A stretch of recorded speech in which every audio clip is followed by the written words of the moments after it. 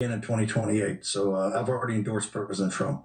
A man like this comes along once every century. If we're lucky, we've got him now. He's on fire, and I'm a huge supporter. Want to see him again in 2028. You know he's term limited. How do you think he gets another term?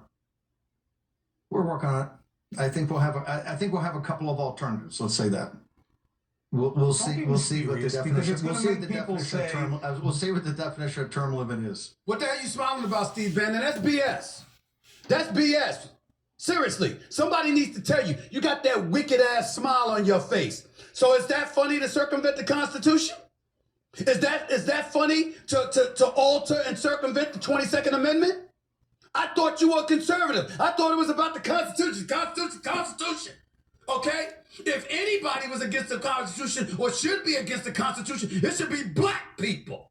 Remember the Constitution had us as 3/5 of a man? Remember that? If anybody should want to go against the Constitution, it should be us. What the hell are you doing talking about it for? This is unbelievable. The hypocrisy of some of y'all, it makes no sense whatsoever. You don't have a right to talk about the left when you spewing that BS right there. That's straight BS. Teach you guys. That's straight BS.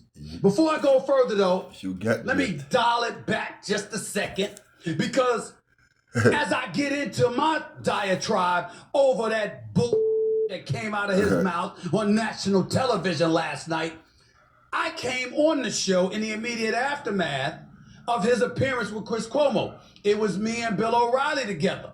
And I took issue with Bill O'Reilly too. And rather than tell you why, I'm gonna show you. Play this clip of Bill O'Reilly talking, please, and then followed up with me. Play that on News Nation with Chris Cuomo, please. Okay, so that's a fantasy, and I don't really consider those kinds of things. It's not gonna happen, never will happen. It's not worth my time or your time. Donald Trump will serve out his second term. Hopefully he'll be successful, and then J.D. Vance will run for president in 28 unless something happens.